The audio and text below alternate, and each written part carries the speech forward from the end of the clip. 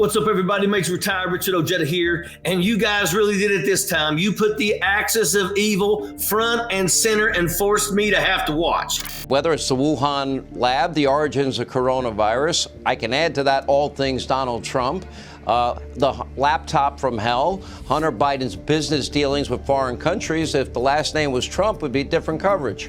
You know, these three always raise my blood pressure and get me steamed. Can you think of a worse trio than Stephen Nazi Miller, Sean Trump Puppet Hannity, and Kaylee the Liar McEnany? Because I really can't. These three get together with one purpose and one purpose only, and that is to lie, to fabricate a story or narrative, and spread propaganda that suits their alt-right twisted agenda. When President Trump was in office and we were struck by a novel, as in brand new, pathogen from China, he moved heaven and earth to fight that virus. He handed Joe Biden vaccines, therapeutics, supply chains, masks, everything you could ever need, hospital supplies, whatever you could ever possibly use. And more people died under Joe Biden. So what's gone? The death count is gone. The case count is gone. All of the COVID trackers are gone because Joe Biden's in office now, and apparently that doesn't matter anymore. Where do I even begin? There was not an ounce of truth that came from the segment that I just watched. The devil's illegitimate stepchild, Stephen Miller, boasts about how Biden inherited the great setup.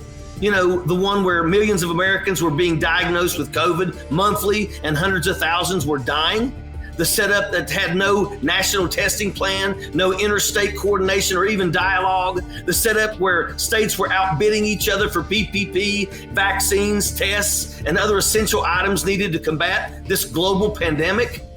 You know, not to mention an economy that was in free fall with an unemployment rate the highest we have seen since the Great Depression. Wow, what a setup President Biden inherited. Now the states don't have to worry about any of those things because the federal government is doing their job and taking care of it. So what's changed? Maybe it's that Joe Biden is in charge and not Stephen, the Nazi supporter Miller. You know, Katie, the official spokesperson for the Kremlin when Trump was in office, is angry that the media is not reporting the death rate. Maybe it's because the death rate has dwindled because we have a president in charge who is making sure of that. But those things are not important to Katie. But you know what is? Spreading anger, hatred, resentment, and lies, because that is her life's mission.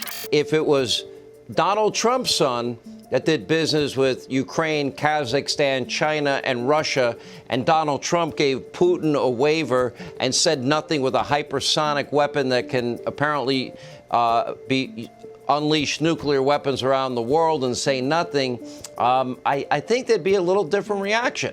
Now let's get to Hannity, the self-righteous, self-sponsored, narcissistic buffoon. You guys do know that he lives in a multi-million-dollar penthouse and is vaccinated and claims to be a man of the people. But what type of people live like that? This hypocrite is about as elite as it gets, and he is as part of the establishment as it gets. He doesn't give a damn about his viewers. He mocks them daily on his show. And these three don't care about anything but themselves, their wallets, and in Stephen Miller's case, ridding the world of people that do not look like him. You know, pasty white with a dash of hate. Sappers clear the way, airborne all the way.